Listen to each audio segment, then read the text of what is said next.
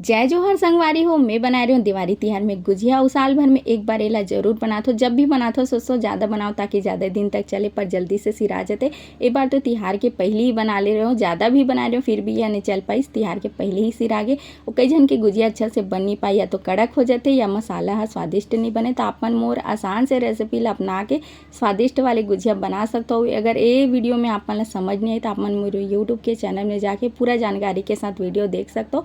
और वीडियो पसंद आई तो चैनल ला सब्सक्राइब कर दूँ, वीडियो ला लाइक भी कर दूँ। तो चलो एल बनाथन। एला बनाए बर मैदा में घी, नमक, चुटकी भर सोडा डाल के कड़क से आटा सान के हमन तैयार कर ले हन।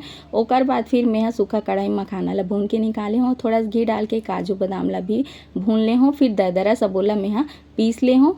बचे वाले घी में मैं 1 कटोरी सूजी डाले हूँ, लाल के होतले भून के निकाल के। फिर ओमे मावा डाल दे हूँ। मावा ला भूंजे से बहुत अच्छा स्वाद आते। मावा भून जागे तो सबो मसाले एक साथ डाल दे हूँ। 1 कप शक्कर ला पीस के भी डाल दे हूँ। वो सबो ला मिला के ठंडा हुए पर रख दे हूँ।